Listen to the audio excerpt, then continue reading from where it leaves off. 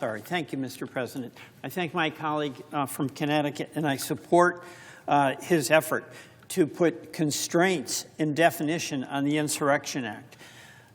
Here's what's going on.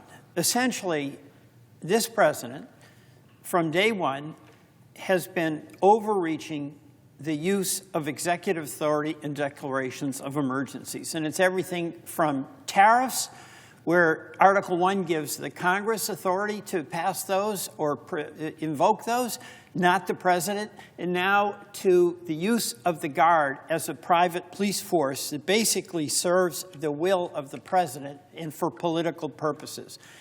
It is extraordinary in our country to have the National Guard deployed. It is even more extraordinary to have the military deployed. There are circumstances where that can be done, but not at the whim of an executive who does it for political reasons. You know, the bottom line here is that the law enforcement responsibilities that are incredibly important for local policing are managed locally. And where you have a president sitting back in the executive office, deciding he wants to go to Portland, he wants to go to Los Angeles, he wants to go to Chicago, he wants to go to Baltimore. And then where there's a review by courts and they categorically reject what he is presenting as a factual basis to allow him to act, and where when there is a rejection, his main advisor, Stephen Miller, calls the judge's ruling legal insurrection. What you're seeing is an act of political will for a political purpose, not for a public safety purpose, an abuse of this claim of emergency authority of the president. You know, a couple of things. Trump's decision to federalize the California National Guard was ostensibly to quell a rebellion and ensure that federal immigration law was enforced. The judge there reviewed the evidence, not the political statements of the president and the White House, and found that there was no rebellion, nor was civilian law enforcement unable to respond to the protest and enforce the law.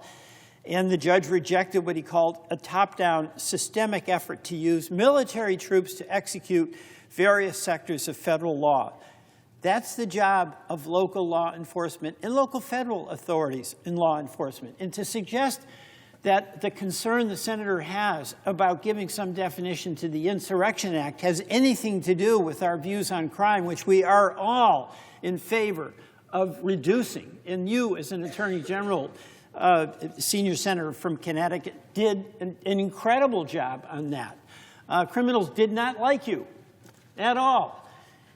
So what we have is a situation where, if we're going to level with the American people, you've got a president who is using the authority of his office, his power, to basically make political decisions and then target blue states and do it for his own personal political reasons as opposed to public safety reasons. You know, in Portland, the judge who reviewed that case concluded that the president had violated the 10th Amendment, which protects states' rights. And by the way, that's not nullification. That's rights that states have, which does not include nullifying any valid federal law. And the judge concluded with this country has had a longstanding and foundational tradition of resistance to government overreach, especially in the form of military intrusion into civil affairs. This historical tradition boils down to a very simple proposition.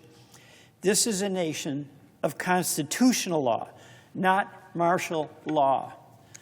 Now, you know, we saw that video the White House put out with the president wearing a king and with a crown, and King Trump, and he's flying a military jet, and he's dumping stuff on American people who are out protesting. The bottom line is there's some reality to that displaying what the attitude of this president is. The king is the law. That's what the president fundamentally is saying. And the Constitution is the law. And that's what we are saying. And make no mistake, there's no limits to what this president will do. He starts in L.A., goes to Portland. He wants to go to Baltimore. And then for the purpose of putting down what he claims is lawless behavior, but upon review by local judges who have the evidence, find that it's nothing out of the ordinary that the local jurisdiction and law enforcement forces can't handle. What's next? Will we see military deployed to cities where the president does not like the outcome of the vote in the next election? That's a fair question. That is a fair question. So the importance of the senator's bill is that this Congress act to set definitions on what so-called emergencies are and not leave it up to an executive who has demonstrated repeatedly that he will overreach, He has and he will.